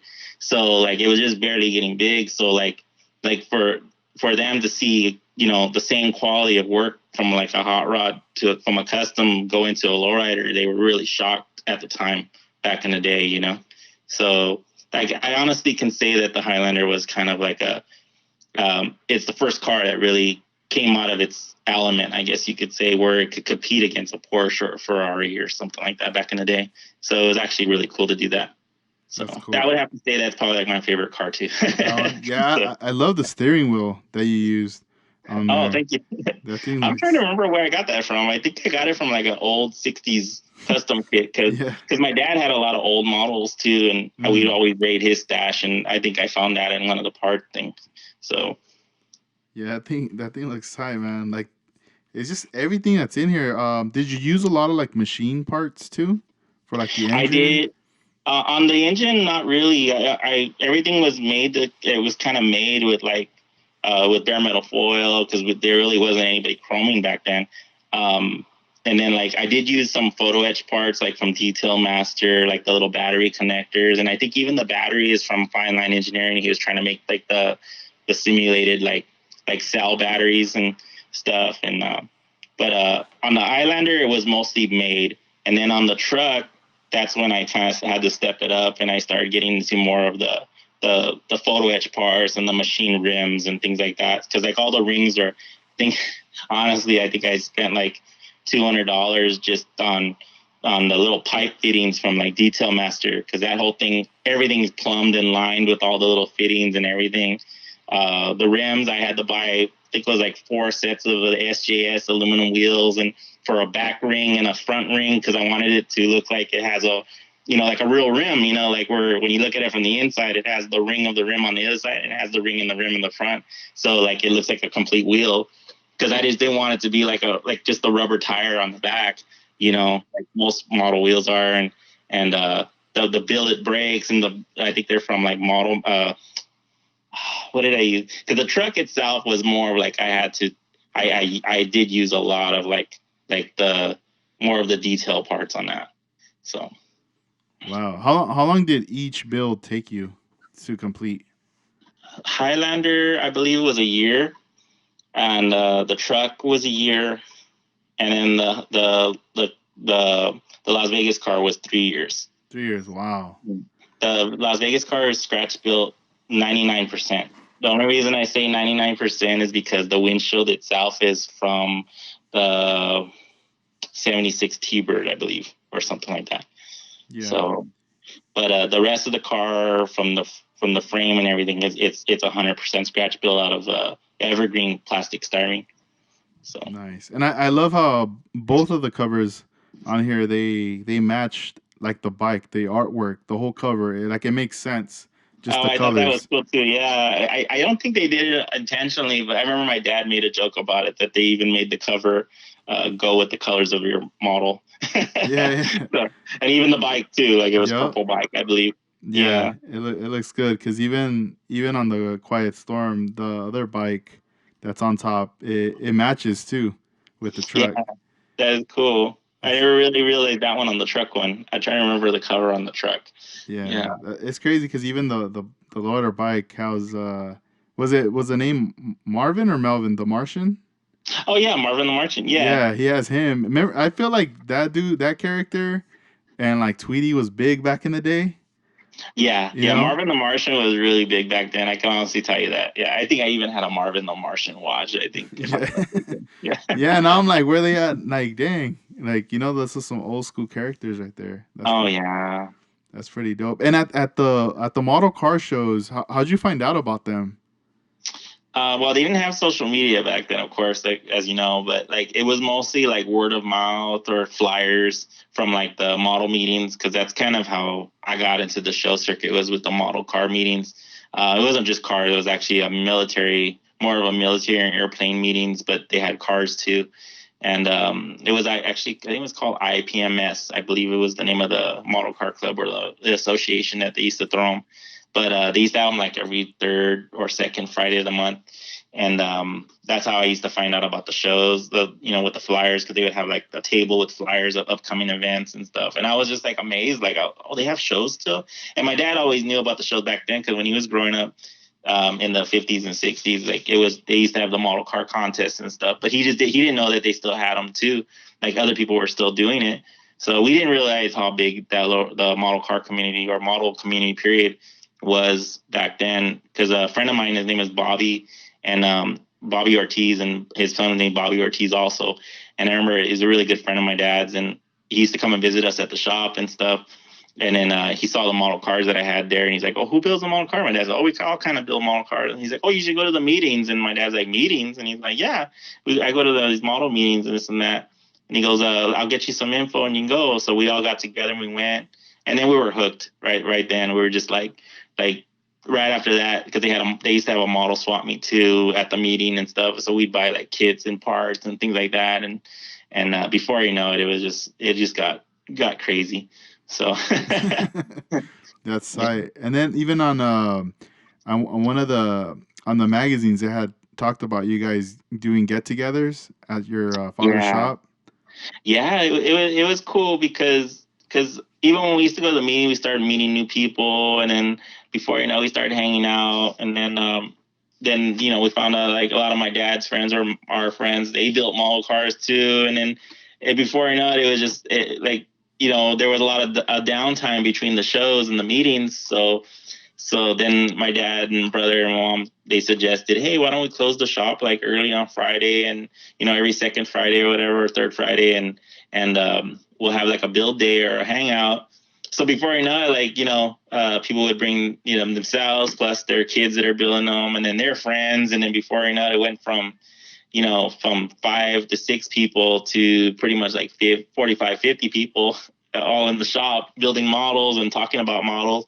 And then after that, it would start turning into like having dinner afterwards, and we would go on till from like, I think it was like 7 we'd start, and then it would go on to like 3 in the morning. Oh wow, so it's like an all-night thing. Yeah, That's it would stay tight. long. You could ask Willie about those, because Willie Senior and Junior used to go to. Yeah, Henry they were used to there. come to. That's nice. Frank, all those guys, they used to come. And but yeah, I mean it got pretty big back then. It was crazy. Yeah, that So sounds like fun because it's like you have the model car shows, and then next thing you know, you get invited. Like, yo, come out here, and we're hanging out at your shop. That's pretty dope.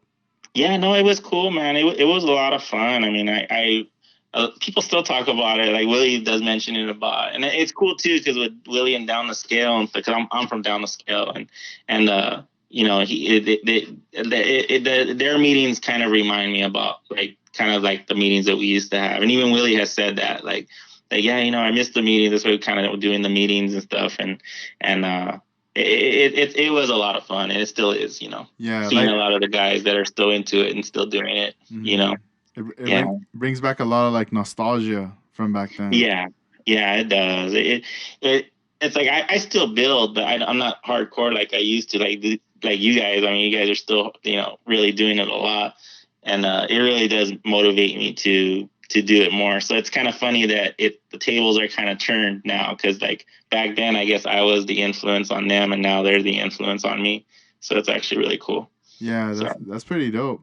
Do you miss like a lot of the stuff like from back in the day?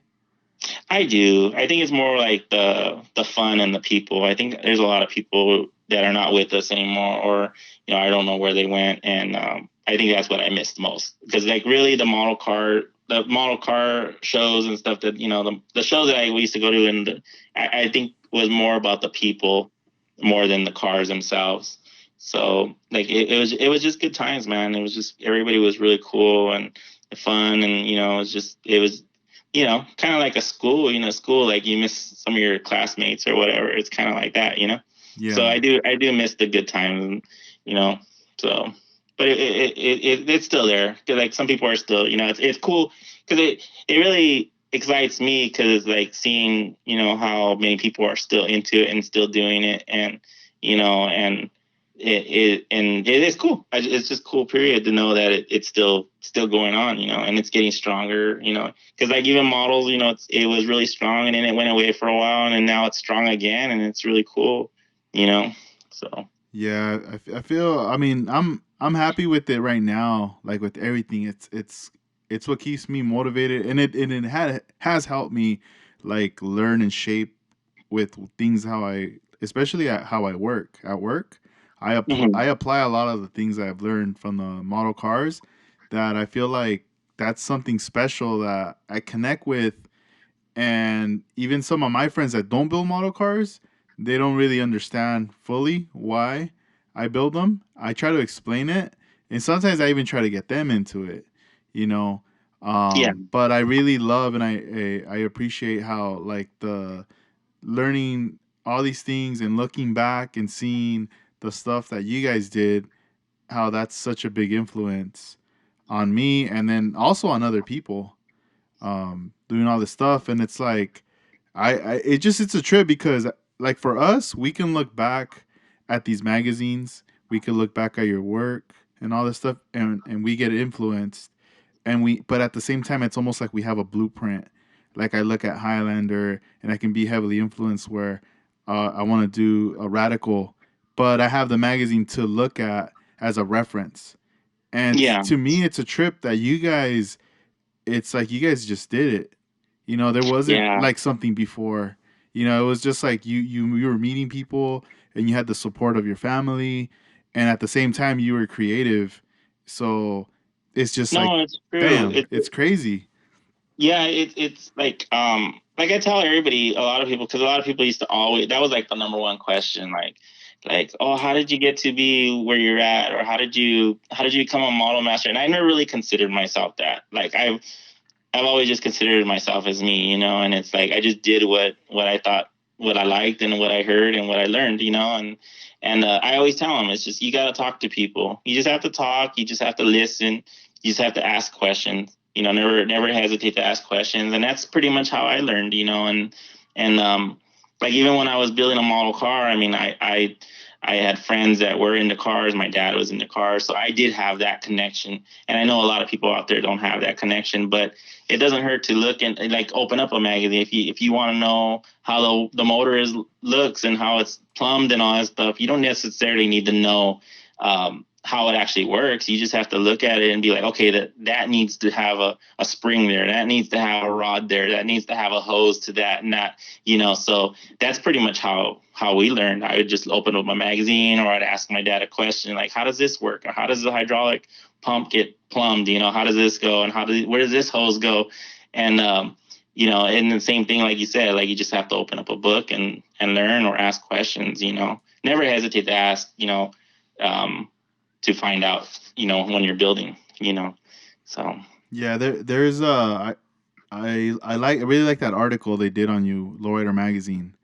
And in the article, in one of the, because they took pictures of you too and your workspace, and there was a car in there that stood out a lot to me, and it was still in primer stages. It was a Cadillac that was like a radical style, and I really love how the door like sticks out and it slides forward. Just how everything opens. Oh, the what they call everybody knows it as the transformer caddy for some reason, because I guess because I hinged it all crazy, like I don't even know how that even came about. Like most of Mhm. my build is just I just you just get a wild hair and you just kind of want to you're like I remember the Cadillac came out, the kit came out, and I was so excited because I wanted a kit. I always wanted an '80s style Cadillac, and I don't know if it's an '80s or '90s. I'm not too familiar with my caddies, but um, the square body Cadillacs, I guess you could say.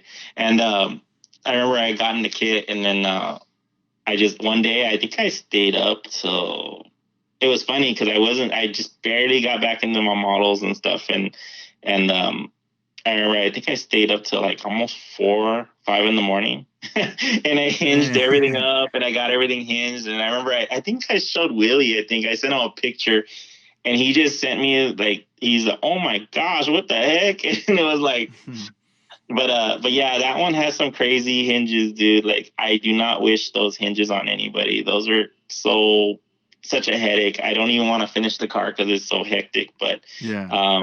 it's still in the unfinished stage. Uh So huh. yeah, it's I'll finish it. Hopefully, I'll finish it soon. I do need to finish that one. Yeah, So that one looks tight, man. When I seen that, I was like, man, that I'd never seen anything like that.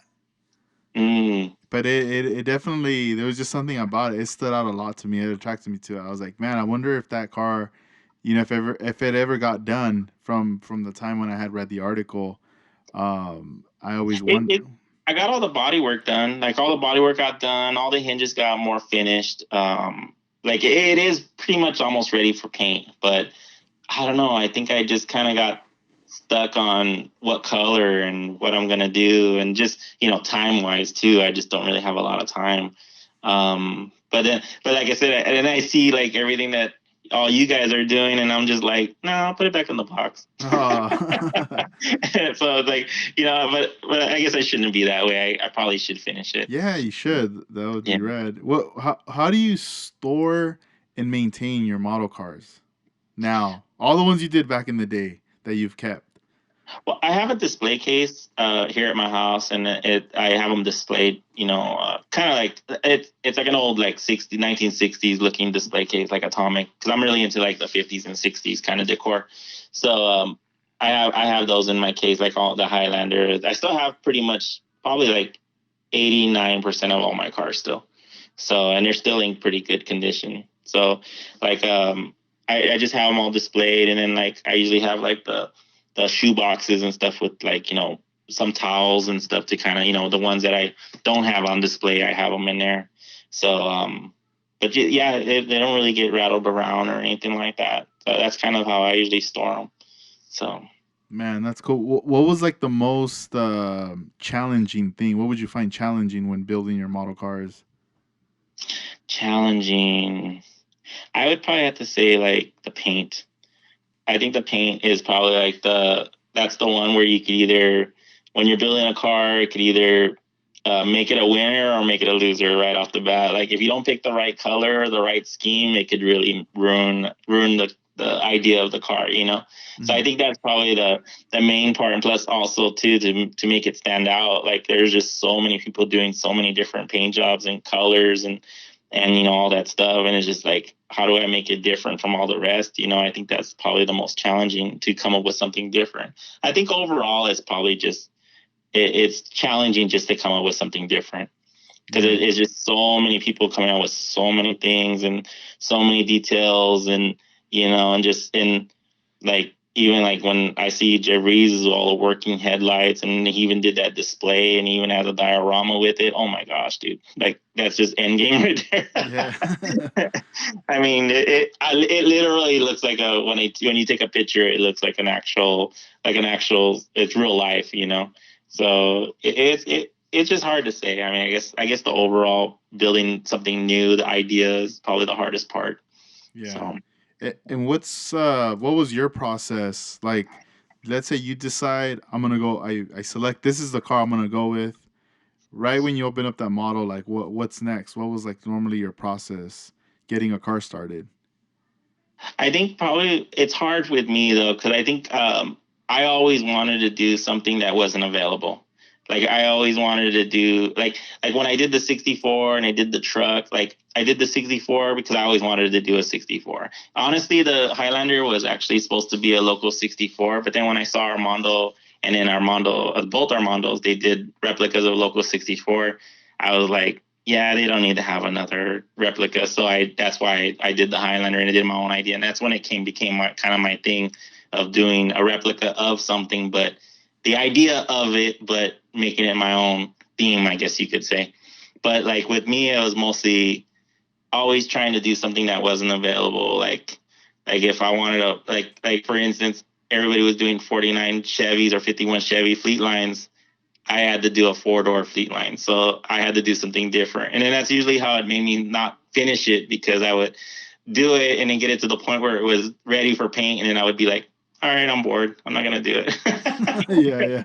yeah. So I would always try to pick something that I would want to do like that wasn't available. I guess that would probably be my process. And then I would just go from there, or like talking to my dad and my brother, and my dad would be like, oh, you should do this, and that would trip people out. And then like or talking to my friends and be like, oh, you why don't you do this and do that, and then I guess that's kind of how my ideas came about. So Did you ever draw anything prior to building it? yeah, I did do that a lot. I did this crazy cab over one time. It was like a Chevy, like a 51 Chevy or 50 Chevy pickup cab over years ago. It was like probably 12 or 15 years ago. And I did it. It was all chopped with a Carson top. A very, very not. If you made it in real life, it would not be very drivable. And but I had it really chopped. I had flames all over it. And I remember Michael Puga. I think he used to go by Unimag back on YouTube. And he was a really good friend of mine. He passed away on us, but rest in peace. But he always told me, he's always said, dude, you should build that truck. You should build that truck. And I did start it. And I remember he was so in love with that cab over, and it looked like the drawing, and but it just never got finished. And I remember he always told me, you gotta finish that, you gotta finish that. And I think I still have it somewhere. But yeah, I'd always draw it out, or and then I would try and do it on drawing, or I would draw something and then my brother would make it because my brother was really heavily into the models too. So my brother was really quick; like he could cut a model up in one night and get it looking the way it's supposed to look like. So like I was always envious of that about my brother. So, but yeah, that's why he's doing the real cars now. So Yeah, you just like cutting them up. yeah, that's why like Willie. I think Willie or his dad or one of the guys gave him the nickname the Butcher because he was just always cutting. They're like, oh, what's the Butcher gonna do tonight? And, that was kind of like the theme. It became kind of a theme at the model meetings too. When we used to have the model meetings, everybody would always bring a kit like, hey, let's see what you can do with this. And he's like, okay, and you do it and make a crazy truck out of El Camino or like or some kind of thing out of it.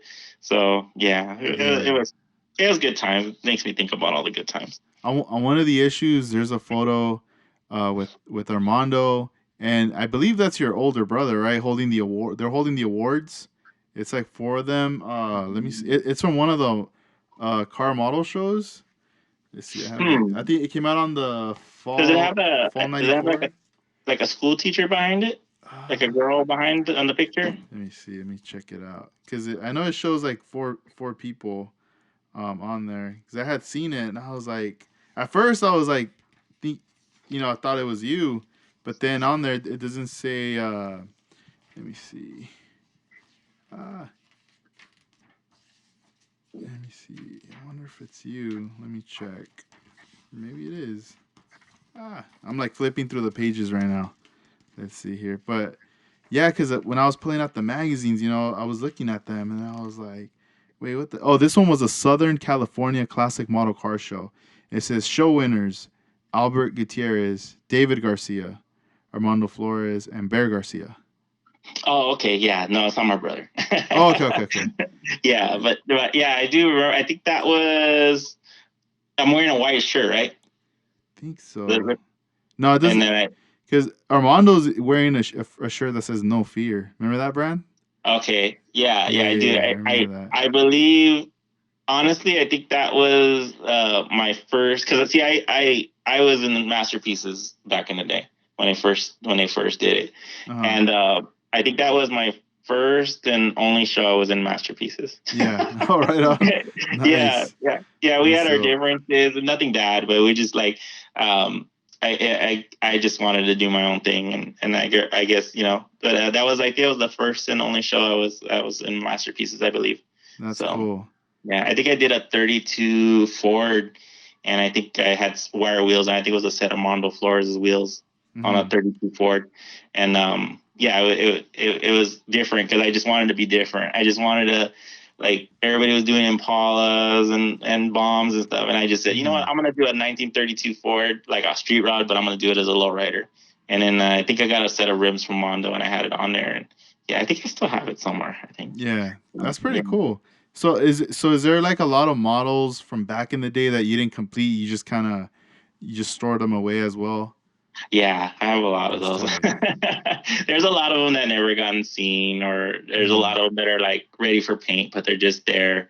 And then I always get to the point too where I get them to the point where I cut them up, or I do all the hinging and everything, and one of my friends or Willie or any of those guys would be like, "Oh man, it's so cool," and then I'll wind up either trading them or selling it to them or whatever, and then I never finish it.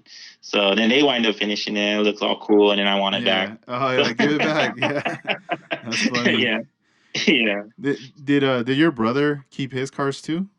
yeah, yeah. He actually still has all his cars. I actually was keeping them because then he had gotten married a while back, like a long while back, and then he moved out because we used to live together all through those times. We were always in the same room. It was quite a long time, and I remember, and I had kept all his models and stuff, and then I recently, maybe like about 2 years ago, I finally gave him back all his models, and then he has them on display in his garage now too. So, and then my dad had just mentioned the other day that he kind of wants to have like start having like some meetings or something. So I'm trying to keep him busy because he hadn't gotten sick, and he's just trying to keep himself occupied because he can't really do the cars that much anymore. So Hmm. but he he's still at it, and he's still, so he's been keeping himself busy with the model cars. So he's just been telling us, hey, we should start having the meetings together and start doing models again. So I think probably me Yeah, and my brother are that'd be probably gonna dope. start doing it again. So That would be awesome, yeah. man. Is the Dragon Shop still operating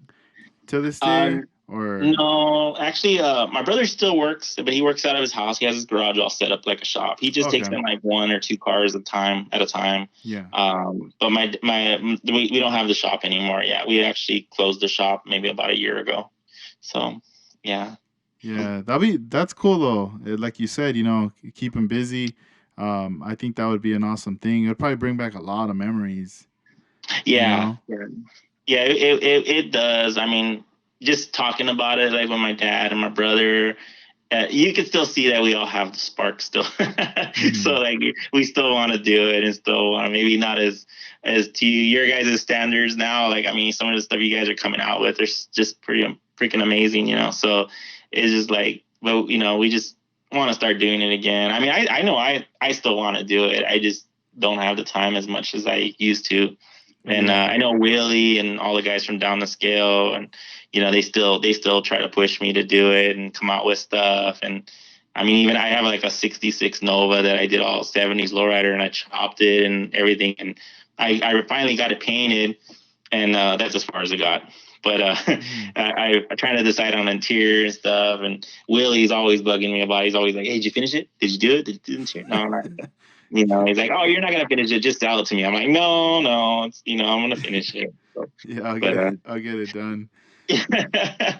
yeah, but, No, that's yeah, dope. It's crazy because like there's only three Las Vegas replica cars.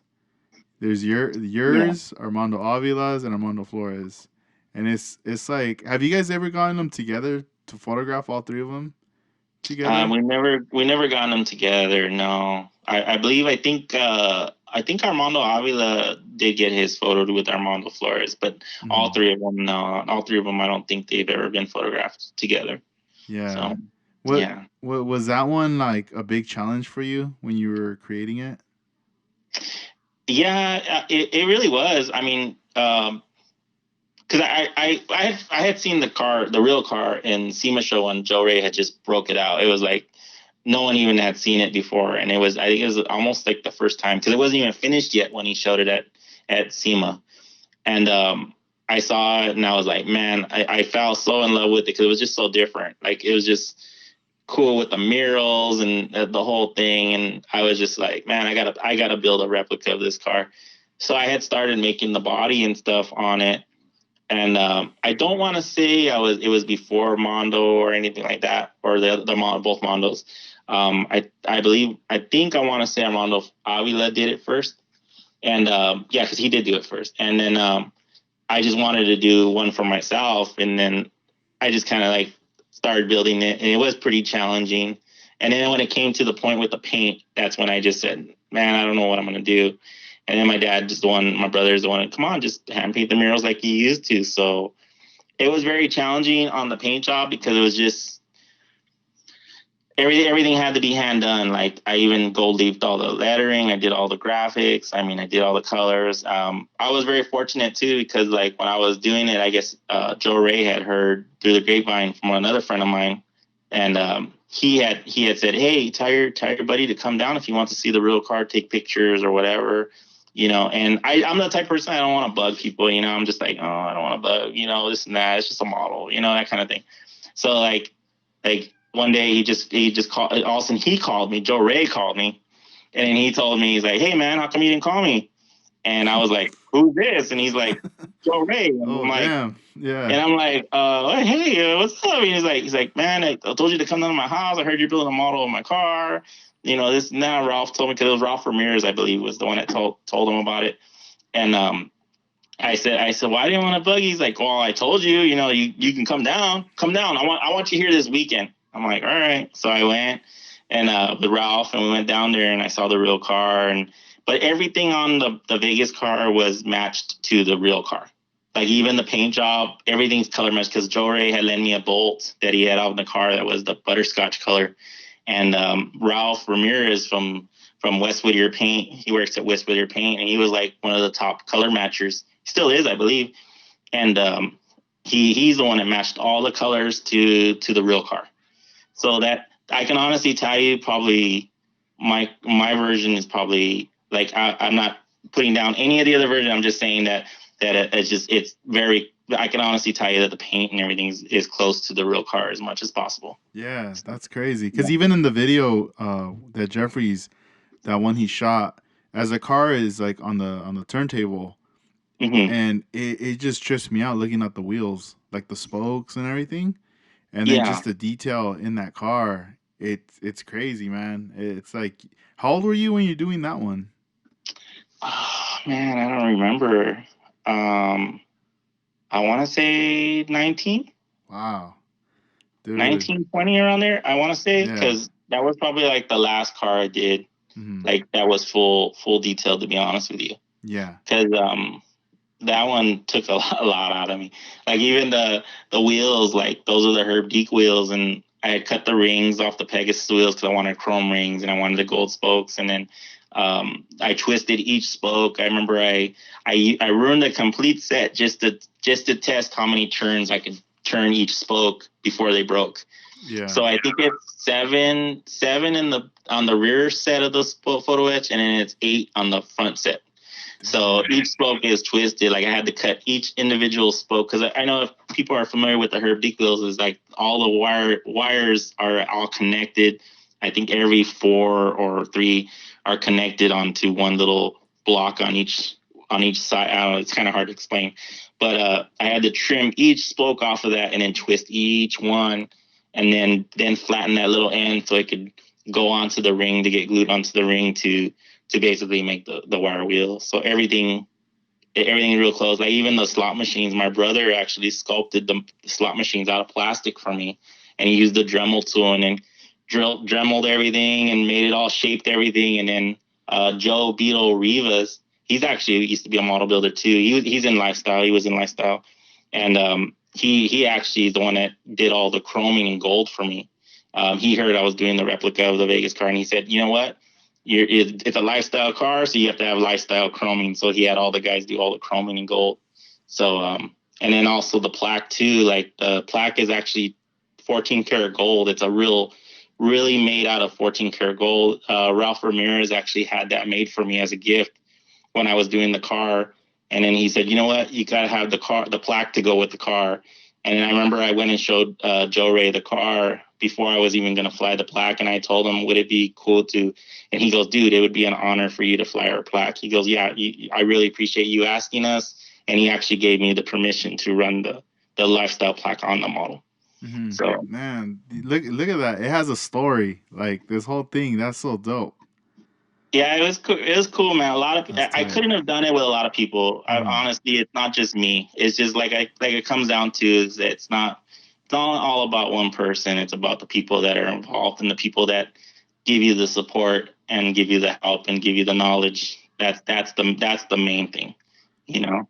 Yeah, So it's amazing how it you all these dots were being connected right there. Like you meeting one person and it led to another person and another, and like you said, that's that support. That support is what pushed you to get it done. yeah. Like I wouldn't have finished the car. Because I mean, it was already like you said, there was two other ones built already, and it was like, why finish another one, And like I said, everybody just kept saying, "No, do one, do it, just finish it. You already did the body work. You already got it to that point. You just finish it, do it." And I was gonna do a totally different theme. I was gonna do it like my own theme, like I do with the other ones. But it was such an iconic car that I just said, you know what? I'm just gonna go with that. I want it for my collection. I'm just gonna build it. So I just did it.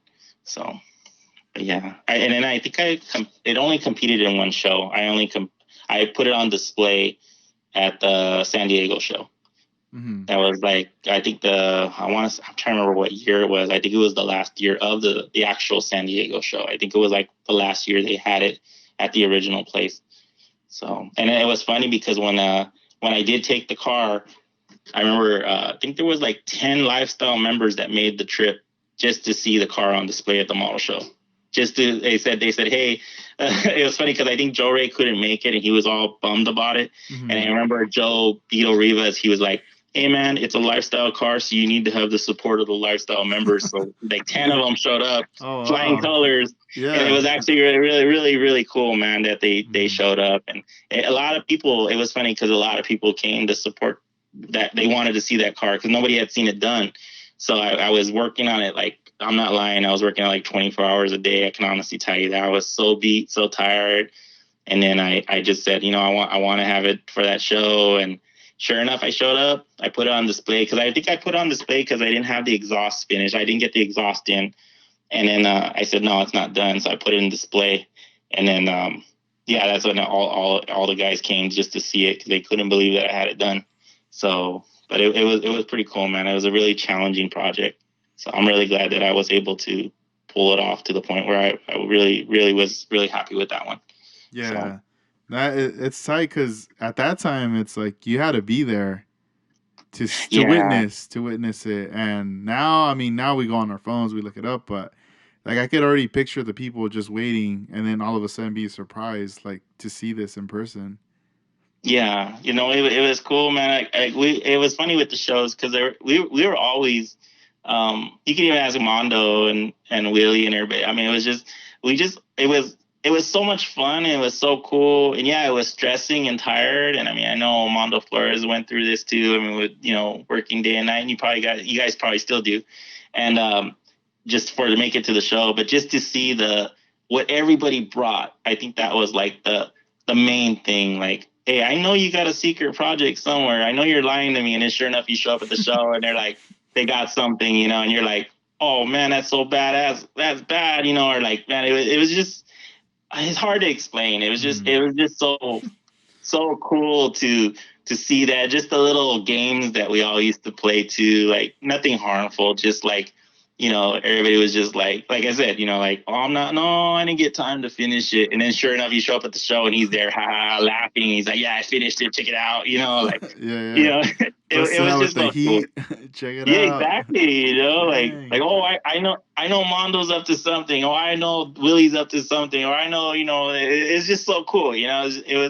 It was fun. Like that's the main thing about the hobby. It was just you had to keep the fun in it, and even to this day, you have to keep the fun in the hobby, and that's why it's so cool to see a lot of you guys still keeping it alive.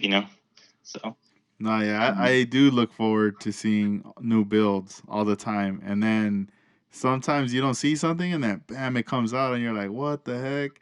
And people can be like, no, he was posting it. You'll see the progress and you're like, what? What the heck? Like, this is new to me. yeah, yeah. I guess people still play those little tricks. Yeah, that's pretty tight though. Like seeing that. Man, one day I'm gonna have to check out some pictures or like whatever footage you have from back in the day. Yeah, That'd be I interesting know to I have see. some. I know I have some videos somewhere, and also I know my dad has a lot of pictures. He was just showing me some the other day, like of some of the model shows and stuff, and he gave them to me, and it's crazy to see the people and the way they look back then, and then some of the cars, or at least what we thought were badass back then, and then we see them, we're like, oh wow, that's really simple. I know I do that a lot on my builds. I'm all like I look at them and I'm just like, oh wow, like what was I thinking when I did that? Hmm. Like so it's cool, man. I mean, yeah, I definitely have to start maybe pulling some of those photos out because it seems like a lot of people are really really into this thing and now again. So Yeah, yeah, bring back those memories, all the nostalgia, yeah, everything. yeah. Nah, It's very very nostalgic. It makes me feel very very nostalgic.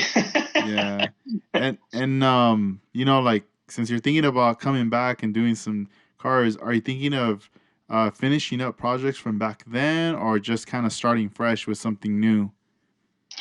um, I want to finish some of the stuff that I have that I've been wanting to finish, but I do have some new ideas I want to do because I've been really trying to finish this Nova too because I want to finish the Nova that I had mentioned, and because I know Dedicated Magazine, Willie is going to be doing an article on me, an interview also, and I just really he wants like all my old cars and stuff, but I want to have something new for him, for you guys, so. I'm trying to finish a lot of the older ones or just maybe bring back some of the old ones. So we'll Nice. see what happens. Yeah. And also, I had mentioned, I had told Jeffries that I was gonna interview you, and he was excited. He told me, hey, because I told him, yo, you have a question you want me to ask him, and he's like, yeah. He's like, I just want to know, uh, what has David been up to, like lately? And I was like, all right, I'll ask him.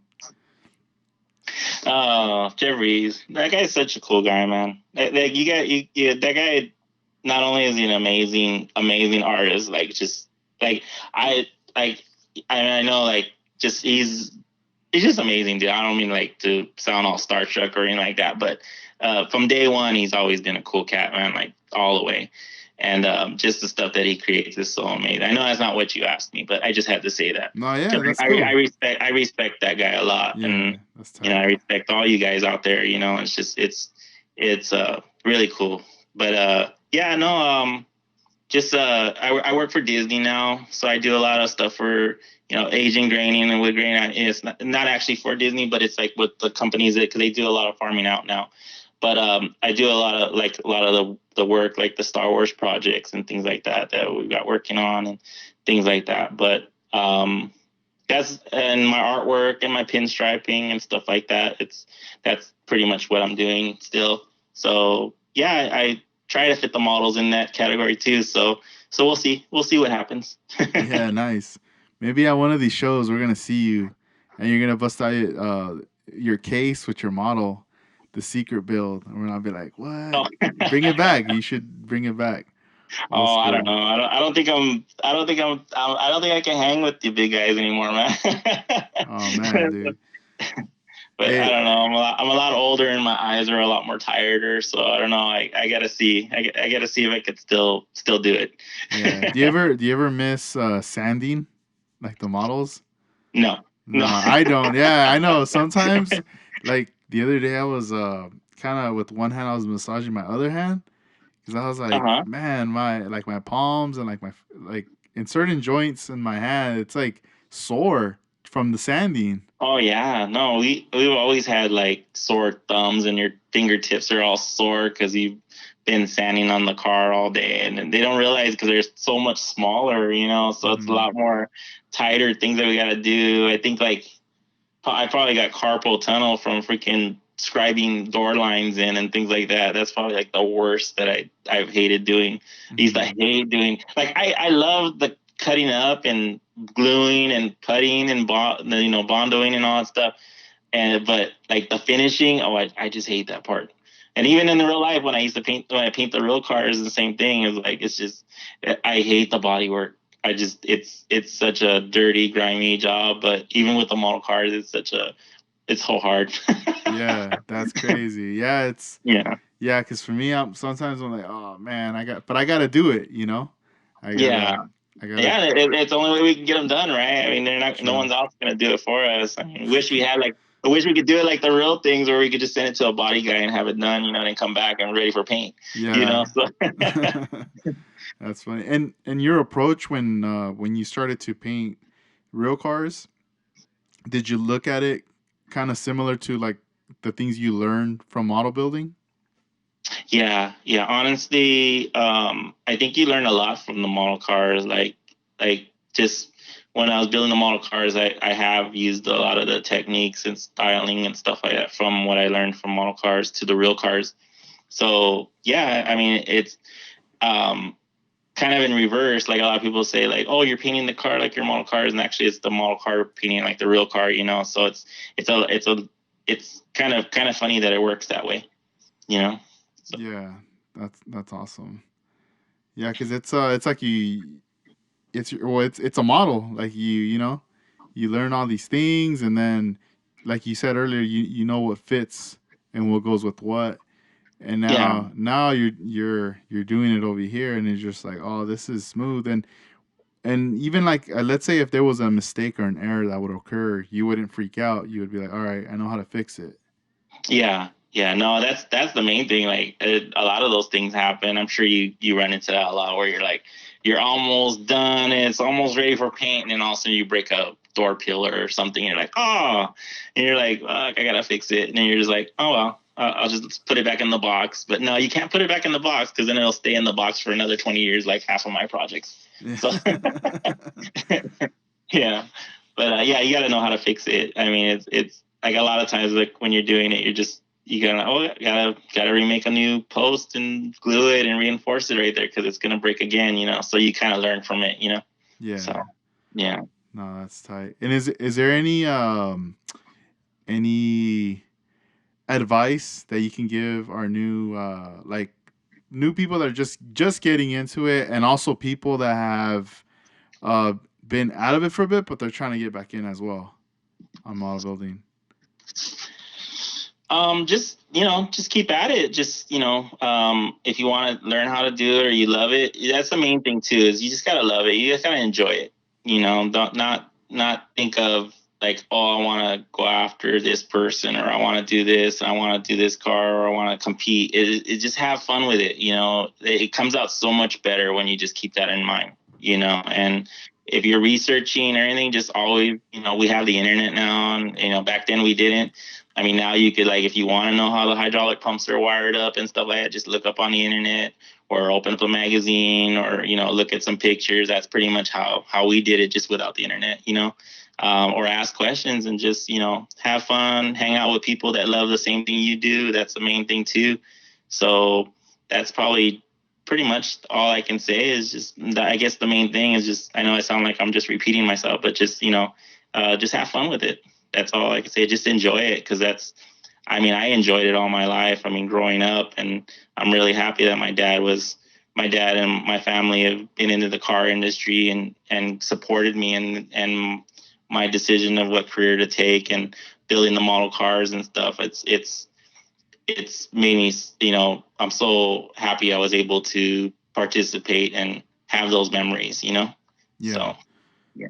that's so dang, dude. Well, you got to keep us posted if it does happen in the future of you guys getting together to work on stuff. I would love to be a part of that, like to experience that. You know, Oh yeah, for sure, it man. sounds like fun, like how it was back then. Yeah, yeah, it's good. It's fun, man. It's not, it's not gonna be the same because you don't have the same people, but Yeah, there's still a lot of the same people out there. I mean, like even like I said, like I mentioned before, it's just with Willie, what he's doing with the Down to Scale Club and stuff. It's pretty much that same feeling like what we used to have back in the day, just having fun, goofing on each other, talking about what we're gonna do, what we're not gonna do, make fun of us of what like they make fun of me all the time about what projects I haven't finished, So it's like it's exactly like that. So it's cool to see that you guys and a lot of people are still having that same fun, and still yeah, making it fun for the hobby. So it does cheer me up a lot when I see what everybody's doing and what they're building, and even a lot of like finding out a lot of people that are older now that have companies or have things that they're doing for the hobby and for stuff like you know it's so cool to see that they're still at it, yeah. So Nah, that's tight, dude. That's tight. So for you listeners out there, if you guys want to follow David on Instagram, make sure you look him up. His Instagram is at DA Designs. And are you still taking on like commission work by any chance? And just in case not if not somebody. much, not much. I'm Okay. just trying to finish what I do have for people, Yeah. and then just mostly doing a lot of my regular work and my cars and the pinstriping and stuff like that. So but model car wise, not too much, no. Yeah. Nice. That's cool. So like if people want to hit you up for pinstriping and stuff like that, um, Oh they yeah, can yeah, still no. hit And you if they up. have questions or Mhm. anything pertaining to models or getting some work done, feel free to message me. So not a Definitely. problem. Yeah. Nice. Well, hey David, it was a pleasure having you on this episode, man. This was dope. I wanna get you back on in the future again. No, no problem. Yeah, feel free to hit me up anytime, man. The pleasure was mine, man. Really enjoyed it, and hopefully I didn't bore you, all you No, guys no, out no, there. no, dude. It was dope. Like, No. I feel like we scratched the surface, though. I know that later I'm gonna come up with some more like questions and stuff, and I know I'm gonna find more stuff. I know Jeffries was telling me like the stuff he documented back then. He said he was gonna Uh-huh. show me some stuff too that he, Oh So yeah, I'm sure I he I, has I a want to has a see, lot. and yeah, man. Like I think in the future, definitely we need to get you back on. I mean, you play a big role in this. You influenced a lot of people, and it's just like your work, man. It's unbelievable. I feel like you were like at a super young age, you were already like way ahead, way advanced with what you were doing, dude. Like gifted. No, I Like it's appreciate that, crazy. man. Yeah, it's amazing. And I mean, I'm blown away every time I see pictures. And hopefully, in the future, one day I'll get to see this in person. You know, and Yeah, and, no, and feel get some free anytime. shots. I'll dig them out for sure. And if you ever want to see them, I have them on display, and I have some that I have to dig out. But yeah, I mean, you're always welcome, man. And I'm sure with the article that Willie's gonna do too. I'm sure I'm gonna be breaking out all the old ones too, so you'll get to see them again, out Yeah, of the boxes, out of the case. So and they still look the same. They're pretty much they still look the same like when they were back then. I took in really good care of them. So yeah, for sure, man. that's tight. I'm looking forward to that right there. Cool, man. Yeah, no, for sure. Yeah, yeah. Feel free anytime, man. If I got the time, man, we'll always talk and do this again, man, for sure. Yeah, So all right. cool. Sounds good, David. Well, you have All right. a enjoy the rest of your night, and we'll stay in touch. Thank you, man. Appreciate it. You too, man. Anytime. Yeah, All right, man. thank you. Take care. All right, Bye bye. bye.